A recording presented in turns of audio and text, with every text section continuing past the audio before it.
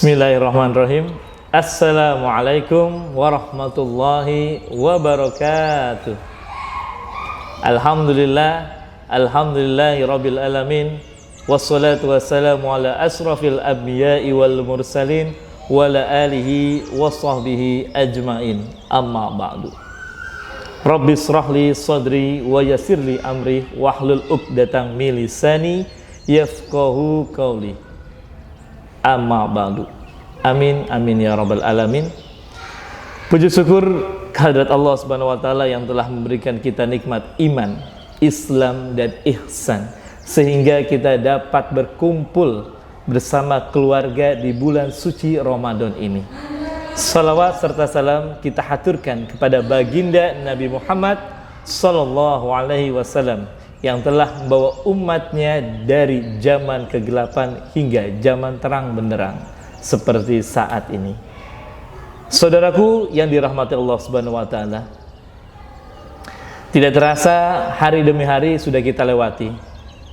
Tidak terasa juga kita akan mendekati hari yang sangat mulia, hari yang sangat orang tunggu-tunggu, yaitu bulan suci Ramadan yang diakhiri dengan Lebaran.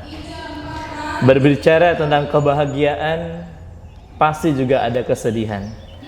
Di surah Al-Ma'arij ayat 19 yang berbunyi, Innal insana khuliqa halu'an, idza massa'u sarru jazu'an, wa idza massa'u khairu manu'an, illa musalli.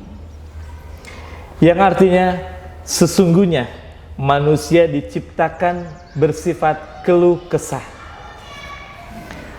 Apabila ia ditimpa kesusahan, ia berkeluh kesah.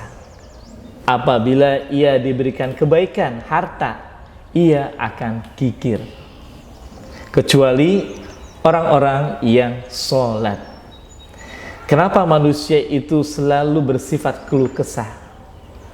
Berbicara dengan kita pribadi bahwa manusia itu yaitu tempat kesalahan dan kelupa, yaitu al-insanu mal khata' wa nisyan. Jadi apakah kita boleh berkeluh kesah? Boleh, karena kita adalah manusia. Nah, bagaimana caranya kita berkeluh kesah itu menjadi baik buat diri kita dan untuk orang lain? Dengan cara apa? Yaitu pertama, ketika kita berkeluh kesah, itu kita boleh berbicara kepada orang yang nyaman kepada kita, yaitu orang tua kita. Kalau kita belum punya keluarga, atau kalau kita sudah berkeluarga dengan istri kita, suami kita, kita bisa mengungkapkan apa isi hati kita ini kepada orang-orang yang kita buat nyaman. Apa saja isi dari keluh kesah itu? Banyak macamnya. Entah itu dari kerjaan, dari masalah pribadi, bisnis, sahabat, semuanya kita bisa keluh kesahkan itu kepada orang-orang yang kita percaya. Setelah dari orang-orang yang kita percaya, baru kita mohon ampun kepada Allah. Dengan cara apa? Sholat. Kita coba curhat kepada Allah. Coba kita boleh berbicara kepada Allah.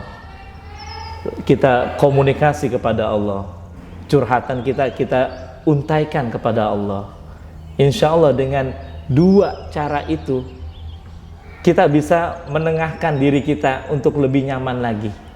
Karena apa? Yang tadi illa musallin, dengan cara sholat. Dengan cara sholat kita bisa mengurangi kita berkeluh kesah. Karena sejatinya manusia itu adalah tempat berkeluh kesah, sesuai dengan surah Al-Ma'arij.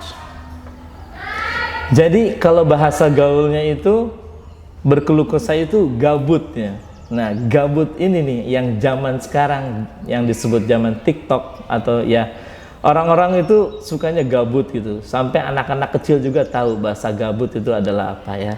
Sama dengan kita kayak bete, bad mood, PW, itu semuanya rangkaian hal-hal yang sangat berkeluh kesah untuk diri kita.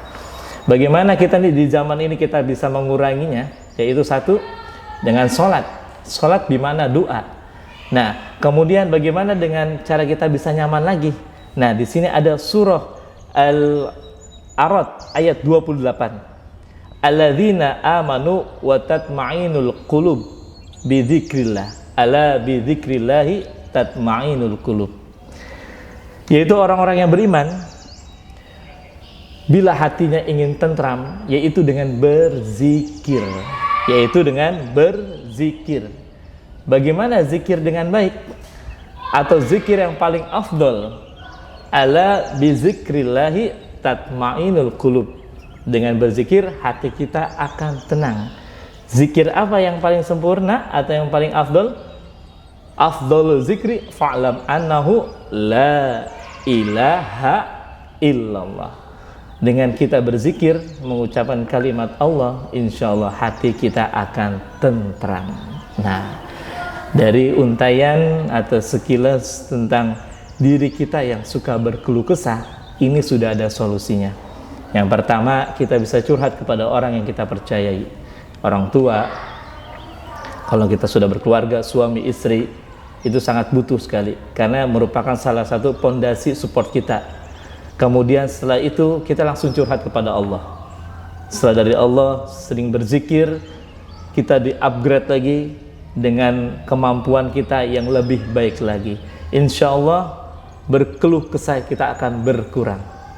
Ya, baik, saudaraku yang dirahmati Allah Subhanahu Wa Taala.